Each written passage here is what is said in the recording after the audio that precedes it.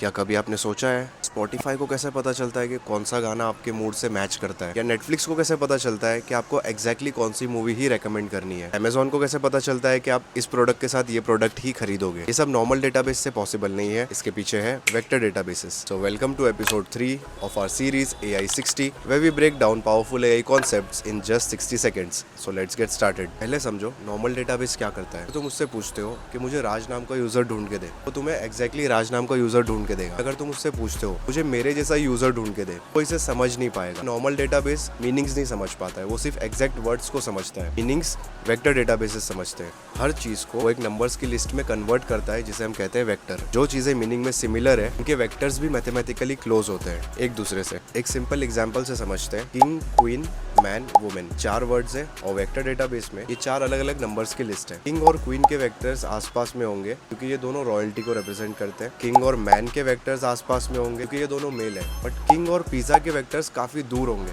क्योंकि ये दोनों का दूर दूर तक कोई कनेक्शन ही नहीं है। तो जब आप रैग में कोई क्वेश्चन पूछते हो तो आपका क्वेश्चन भी एक वेक्टर बन जाता है, और डेटाबेस में जो सबसे क्लोजेस्ट वेक्टर्स है ये उन्हें जाके ढूंढता है, क्योंकि closest vectors is equals to most relevant answers. इसको हम कहते हैं सिमिलैरिटी सर्च। चलो अभी प्रैक्टिकली देखते हैं। देखो, मैंने चैट जीपीटी में एक डॉक्यूमेंट अपलोड किया। इससे पूछता हूँ कि इस डॉक्यूमेंट में लोनलीनेस के बारे में क्या कहा गया है। मैंने वर्ड लोनलीनेस यूज किया है और डॉक्यूमेंट में लिखा था social isolation, feeling disconnected. Exact word match नहीं है, फिर भी इसने सही आंसर दिया।